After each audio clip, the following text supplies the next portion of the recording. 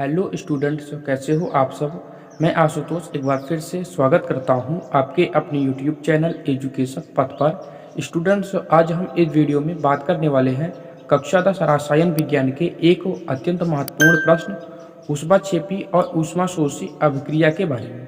तो आइए स्टूडेंट्स, हम अपने समय को न बर्बाद करते हुए हम चलते हैं सीधे आज के अपने प्रश्न की तरफ। स्टूडेंट, ये जो आपका प्रश्न है ना, जितना ज़्यादा सरल है उतना ही ज़्यादा महत्वपूर्ण भी है आपके कक्षा 10 बोर्ड परीक्षा के लिए। तो स्टूडेंट्स, इस प्रश्न को आप जरूर पढ़िए, कॉपी में नोट कर लीजिए और अच्छे से समझिए। तो आइए चलते हैं हम वीडियो की तरफ। देखो स्टूडेंट, जो आपका ऊष्माक्षेपी और ऊष्माशोषी अभिक्रिया है ना, इसमें हम पहले पढ़ेंगे इसकी परिभाषा को, फिर हम पढ़ेंगे इसके उदाहरण को।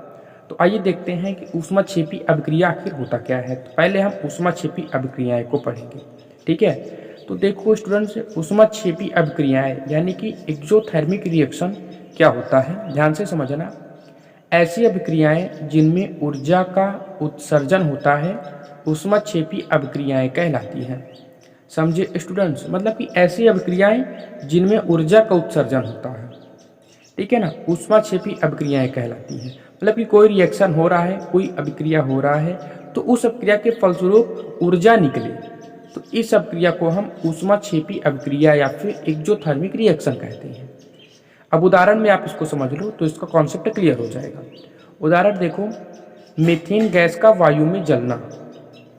मतलब कि जैसे कि आपका मीथेन गैस हो गया, वो वायु में जल रहा है। तो अब स्टूडेंट इस रिएक्शन को समझो।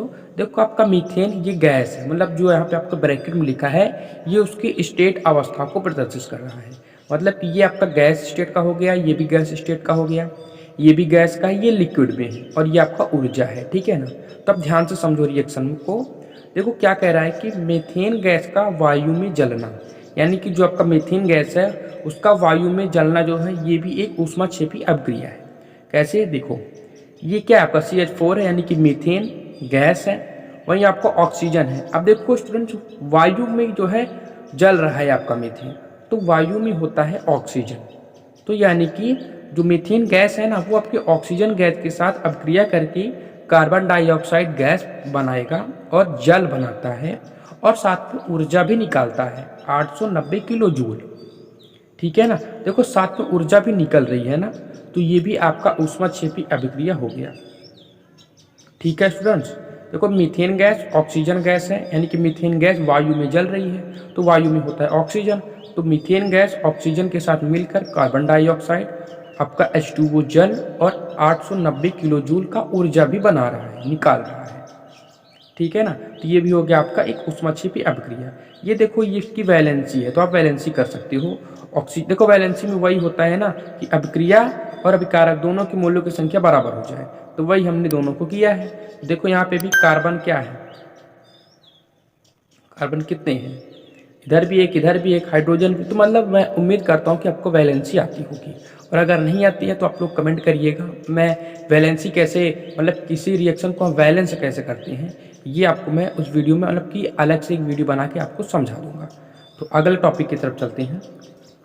अब ऊष्माक्षेपी अभिक्रिया का एक और उदाहरण है, आप इसे भी देखिए। जैसे आपका थर्माइट अभिक्रिया हो गया, ठीक है ना स्टूडेंट, यानी कि लौह अयस्क यानी कि Fe2O3 जो है, इसको हम ना एल्यूमिनियम धातु से अपचयन, यानी कि लौह ऑक्साइड Fe2O3 का एल्यूमिनियम धातु से अपचयन।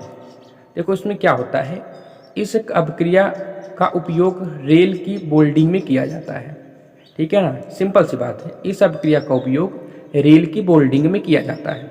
अभिक्रिया को आप समझो, जैसे आपका एल्यूमिनियम हो गया, ये सॉलिड स्टेट में है ना, ठोस अवस्था में है। एल्यूमिनियम हो गया आपका, ये आपका आयरन हो गया, यानी कि लोह ऑक्साइड हो गया आपका, और ये क्या कर रहा है, एल्यूमिनियम लोह ऑक्साइड के साथ अभिक्रिया करके Al2O3 यानी कि सॉलिड स्टेट में एल्यूमिनियम ऑक्साइड बना रहा है, और साथ में आयरन ऑक्साइड बना रहा है, और साथ में ऊर्जा भी निकल रही है।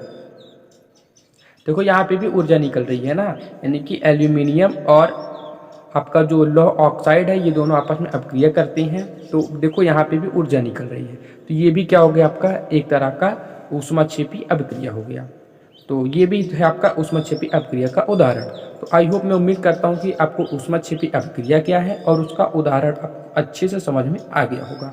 अब हम देखते हैं ऊष्माशोषी अभिक्रियाएं क्या होती हैं। देखो स्टूडेंट्स, ऊष्माशोषी अभिक्रियाएं या फिर एंडोथर्मिक रिएक्शन क्या होता है। देखो ये भी बहुत सरल है, ध्यान से समझना। ऐसी अभिक्रियाएं जिनमें ऊर्जा का अवशोषण होता है ऊष्माशोषी अभिक्रियाएं कहलाती है। अभी आपने थोड़ी देर पहले जो है ऊष्माक्षेपी अभिक्रिया पढ़ा था, तो उसमें हमने बताया था कि उसमें अभिक्रिया के फलस्वरूप ऊर्जा निकलती है। लेकिन जो आपकी ऊष्माशोषी अभिक्रिया होता है, एंडोथर्मिक रिएक्शन होता है, इसमें ऊर्जा का अवशोषण होता है। ठीक है, मतलब ऊर्जा की जरूरत पड़ती है इस अभिक्रिया के लिए, समझे। तो जो ये अभिक्रिया है इसे हम बोलेंगे ऊष्माशोषी अभिक्रिया है। इसका उदाहरण समझ लो। देखो पहला है इसमें, जैसे आपका नाइट्रोजन गैस हो गया, ऑक्सीजन गैस हो गया। तो नाइट्रोजन गैस और ऑक्सीजन गैस और इसमें 180.5 किलो जूल ऊर्जा भी लगेगा। तो इन तीनों को मिलाकर, मतलब ये तीनों आपस में मिलके तब आपका नाइट्रस ऑक्साइड बनाती हैं, समझे स्टूडेंट। यानी कि देखो नाइट्रोजन हो गया ये आपका, ऑक्सीजन, और ऊर्जा इतनी कितना 180.5 किलो जूल या फिर 180.5 किलो जूल ऊर्जा भी लग रहा है साथ में, तो मिलकर आपका नाइट्रस ऑक्साइड बना रहा है। तो यानी कि कहने का मतलब है कि इस अभिक्रिया को भी पूरा होने में देखो ऊर्जा की जरूरत पड़ रही है, यानी कि ऊर्जा लग रहा है, ना कि ऊर्जा निकल रही है। अगर ऊर्जा निकलता तो वो ऊष्माक्षेपी अभिक्रिया था, लेकिन यहाँ पे ऊर्जा लग रही है, यानी कि ऊर्जा का अवशोषण हो रहा है। तो ये क्या है, आपका ऊष्माशोषी अभिक्रिया है। ठीक है स्टूडेंट। बाकी 2NO जो है आपका, ये आपका वैलेंस कर रहे हैं रिएक्शन को, तो वैलेंस आपको करना आता होगा। दूसरा पॉइंट देखो आप, दूसरे पॉइंट में लिखा है जैसे आपका हाइड्रोजन गैस हो गया और आयोडीन हो गया। तो हाइड्रोजन गैस और आयोडीन और साथ में आपका 53.9 यानी कि 53.9 किलो जूल ऊर्जा भी लग रहा है। तो आपका बना रहे हैं हाइड्रोजन और आयोडाइड के दो मॉलिक्यूल। ये दो है ना, ये मॉलिक्यूल की संख्या बता रहा है ना कि दो मॉलिक्यूल है। वैसे यहाँ पे भी देखो नाइट्रस ऑक्साइड के दो मॉलिक्यूल थे, तो उसी तरह यहाँ पे भी जो है हाइड्रोजन आयोडाइड के दो मॉलिक्यूल्स बना रहे हैं। तो यानी कि कहने का मतलब कि इस अभिक्रिया में भी जो है आपका ऊर्जा की जरूरत पड़ रही है, ऊर्जा का अवशोषण हो रहा है। तो ये भी क्या है, आपका एक तरह का ऊष्माशोषी अभिक्रिया या फिर एंडोथर्मिक रिएक्शन है।